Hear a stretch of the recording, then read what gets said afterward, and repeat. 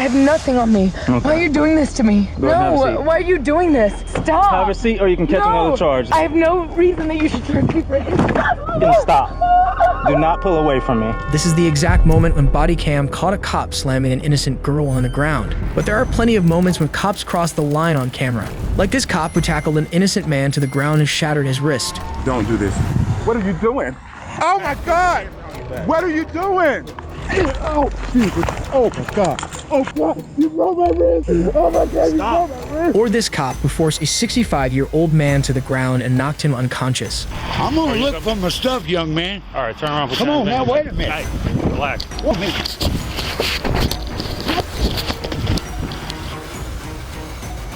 But first, we'll start with the disturbing case of Lich Vu.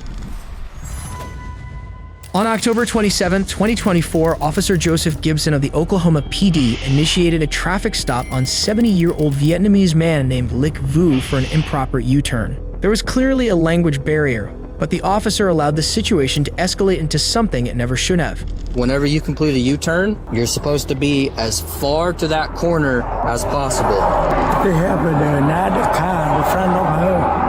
That's why, I need you to sign with your finger. It's not an admission of guilt. You're just signing saying you'll take care of the citation for a ticket. You're promising saying that you'll take care of it at a later date, whether that be in court or if you take care of it outside of court. I don't know what you're talking about. So I'm writing and issuing you a citation for improper U-turn. Yes, sir. I say she's hitting me and I got the citation. I'm not writing a ticket for her hitting you. I don't think that you're understanding what I'm saying here, okay? I understand. I told you the car, the front of her turned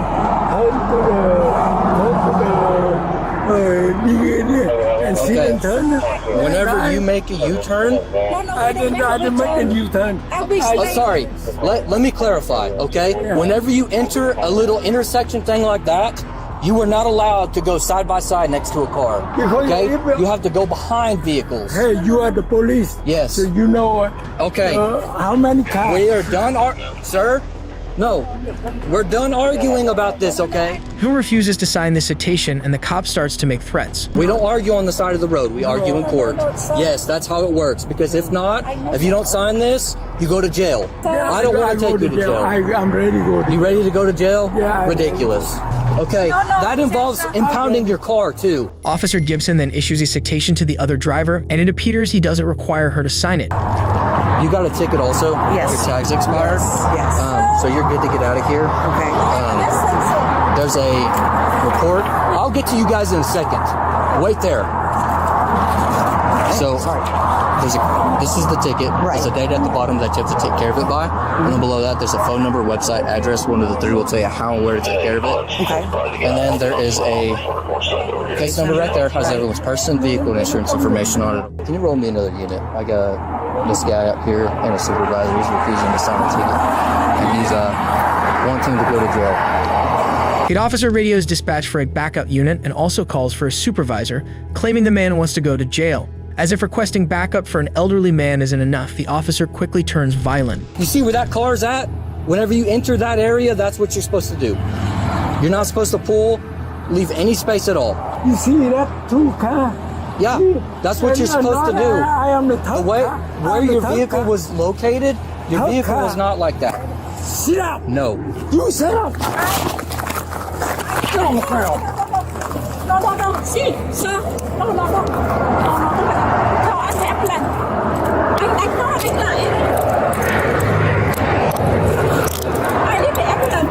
Yeah, I'm gonna call an ambulance. For a man guilty of nothing other than refusing to sign a citation, that's clearly excessive force. Lich Vu was left hospitalized with serious injuries including a brain bleed and a fractured neck. Meanwhile, Officer Joseph Gibson is currently on paid administrative leave, while the Oklahoma City Police Department conducts an internal investigation into the incident.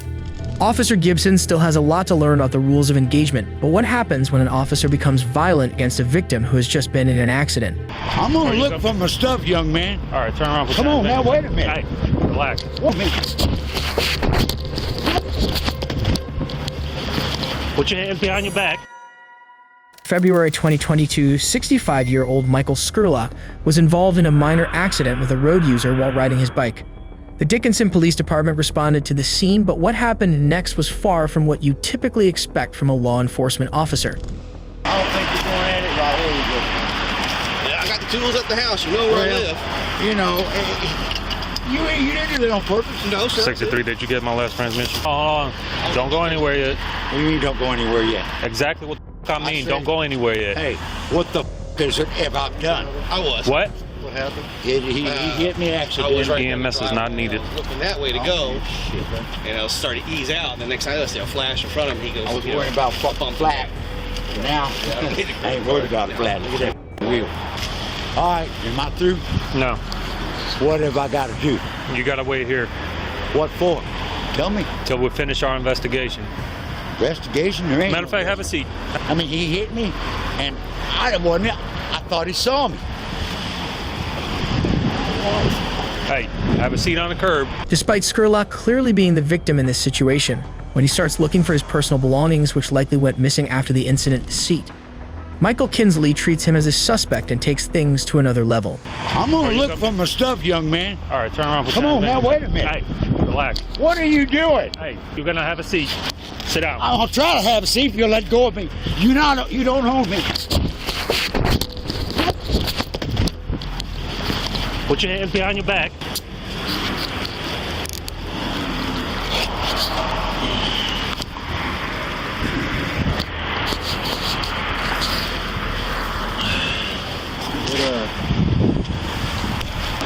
Is he out? Huh? Is he out?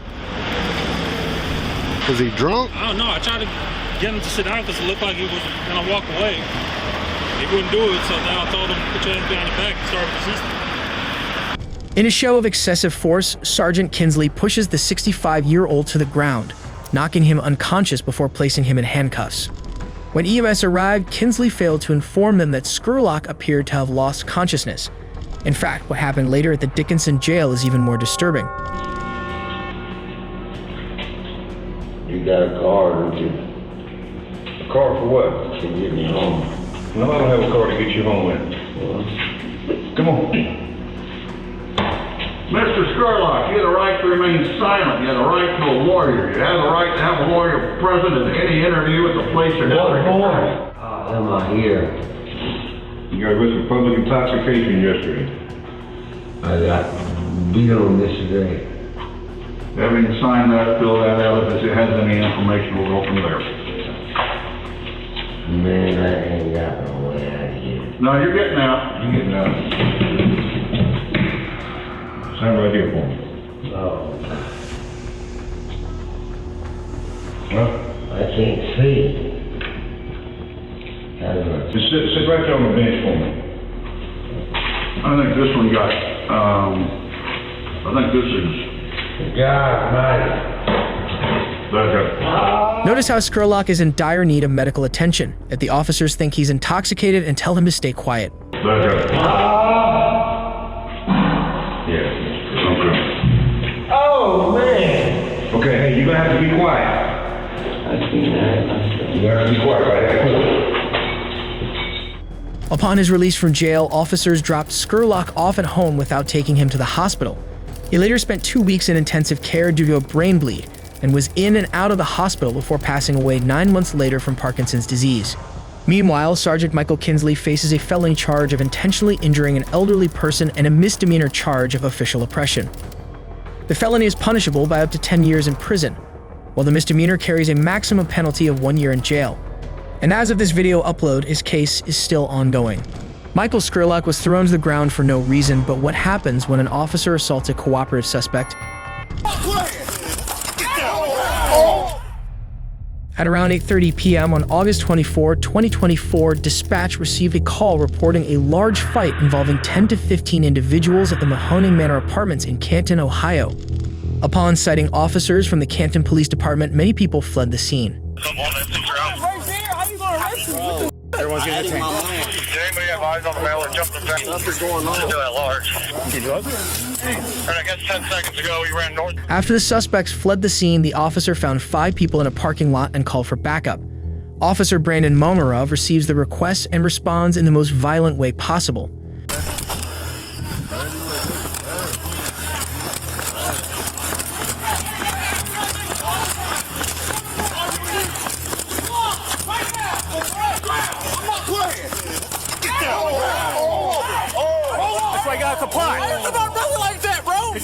thing. Oh, this is damn, bro. That's how y'all do. We didn't do nothing. We live out here, bro. Bro, I live right there. Right there. How you gonna arrest me? While the scene did appear to be chaotic at times, officers are trained to utilize restraint and control, and Momirov clearly did not attempt to use de-escalation tactics. Why you keep on a brother like that? That's crazy. How many times did I tell you to get on the ground? That was Right. I don't know. Hey, but that was it though. It's nothing malicious. Just get him on the ground. How many times do I tell you to get on the ground? You guys don't want to listen, that's fine. Then don't be surprised when we put our hands on you. I got on the ground. So then don't be surprised when you put your hands on your family or your folks or your friends. Okay? From the cars at the scene, officers recovered 2 pistols and a backpack containing a large amount of marijuana, money, and scales. The Canton Police Department conducted an internal investigation into Momirov, which found that he violated several policies. These included using excessive force in situations where it was not reasonable, displaying or brandishing a weapon as a threat without proper cause, and failing to follow departmental procedures regarding weapon use. As a result, Momirov was terminated from the department. Thankfully, nothing happened to the suspect, and Momirov was left to face his disgrace from the force. But what happens when an officer notorious for always being on the wrong side of the law finally faces the consequences of his actions? Because you are refusing to open the door, man. I need you to open the door. Hey, stop! Stop! Get up. On October 17, 2021, Athens Clark County Police responded to a domestic disturbance report involving a couple in a quiet neighborhood in Athens, Georgia.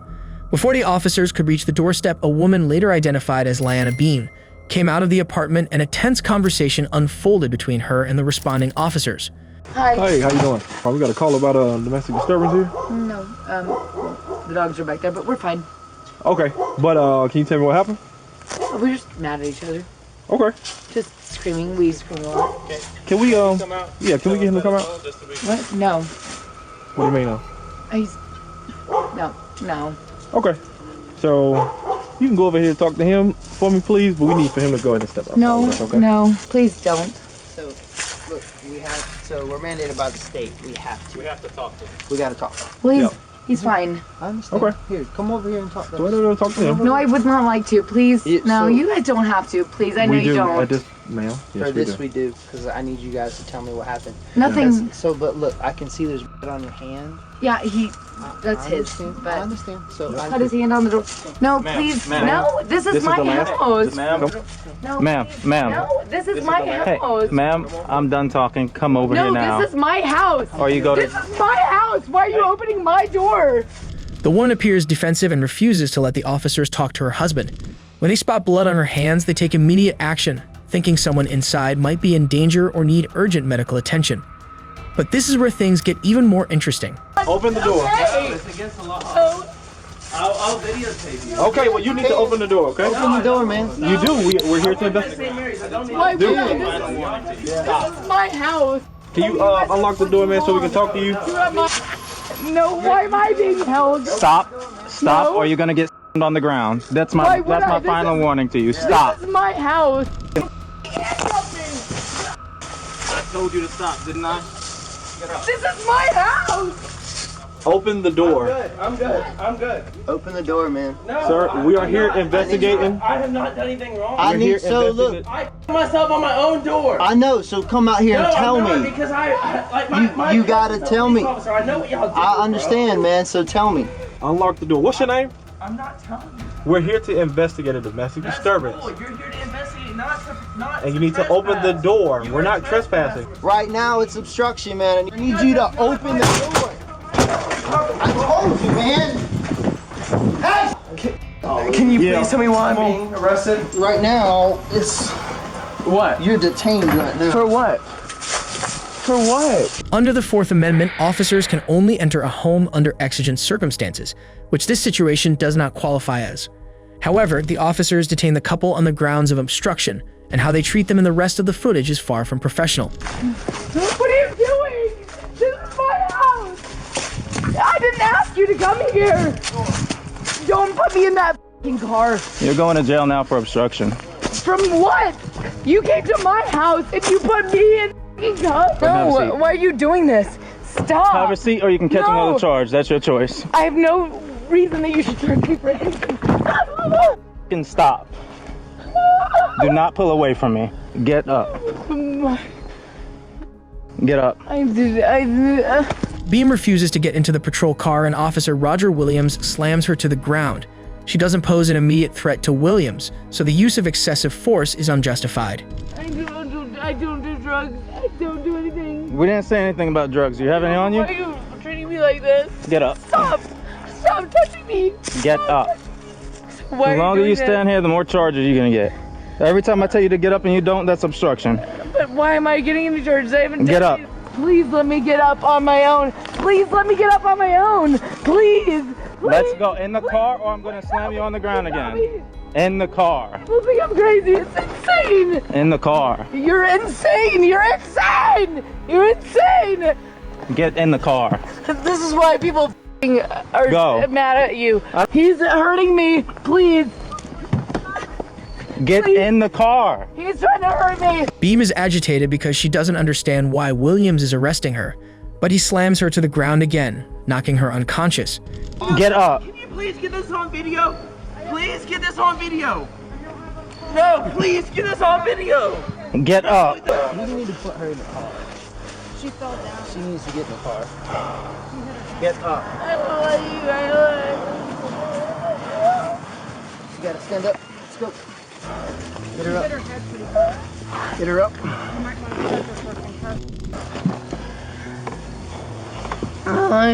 Girl, you gotta sit down. You gotta get in the car. Come on. Is this your friend? My best friend. So she's very intoxicated and she's going to jail. I think he punched like a window or something, and that's all that I know. So that makes sense for the broken glass noise, but I'll finish filling you in over here. EMS transported the woman to the hospital for examination before she was booked into jail on an obstruction charge. An internal investigation found that Williams used unnecessary and excessive force, leading to his firing in May 2022. Williams later filed a federal lawsuit against Athens-Clarke County, claiming discrimination in his termination. However, this was not the first time Williams made headlines for the wrong reasons. In January 2021, he was involved in a separate excessive force lawsuit, where he shot a man, leaving him paralyzed. This incident resulted in a $250,000 settlement. Williams learned the hard way how to treat citizens with respect. But what happens when an officer uses excessive force and breaks an innocent man's wrist? Don't do this. What are you doing? Oh my God! What are you doing? Put your hands behind your back. Oh, Jesus. Oh my God. Oh God, you broke my wrist. Oh my God, Stop. You broke my wrist. On February 8, 2020, the Valdosta Police Department responded to reports of a black male harassing people and asking for money outside of Walgreens. Upon arriving at the scene, one of the officers identified a man who matched the description from the 911 call. The man, later identified as Antonio Arnelo Smith, handed over his ID and was cooperative until another officer arrived and things instantly went from 0 to 100. Waiting up for Western Union. Call my sister right now. She's in Florida. You have a cell phone, call her. Don't Call try me who? like this. Call my sister in Florida. Don't do this. What are you doing? Oh my God! What are you doing? Put your hands behind your back like you're told. Put your What hands. are you doing? Oh, Jesus. Oh my God. Oh, please. Put your I hands. wasn't doing anything. Jesus. Oh my God. You broke my wrist. Oh my God. Stop. You broke my wrist. Oh my God. Yeah, he might be broke. Oh Jesus. Oh my God. Oh my God. Oh my God. Relax. Oh my Put it up here. Yeah, there you go.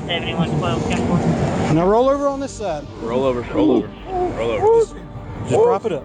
Oh Lord. It takes less than 5 minutes from the police making first contact to Lieutenant Billy Wheeler slamming him on the ground.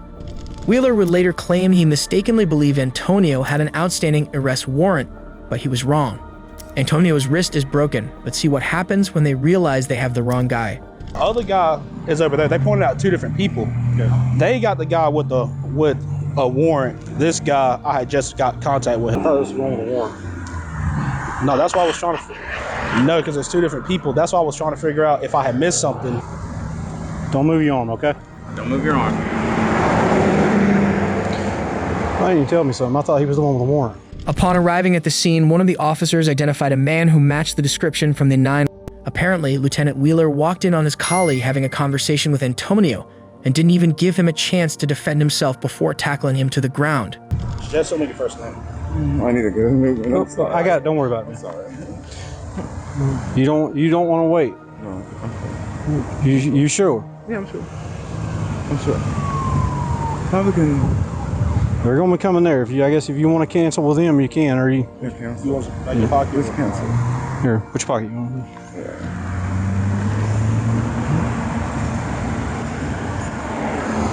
He explained to you what was happening, right? Mm-hmm. Okay. I heard the whole thing. Okay. All right. Thank you. You don't want to wait for the EMS? No. Antonio was released without charges and declined medical treatment. He later filed a federal lawsuit seeking $700,000 in damages for excessive force and violation of his civil rights. The Valdosta City Council approved a $350,000 settlement, and he subsequently withdrew the case. Instead of being held accountable for his actions, Lieutenant Wheeler was promoted, which led to major outcry.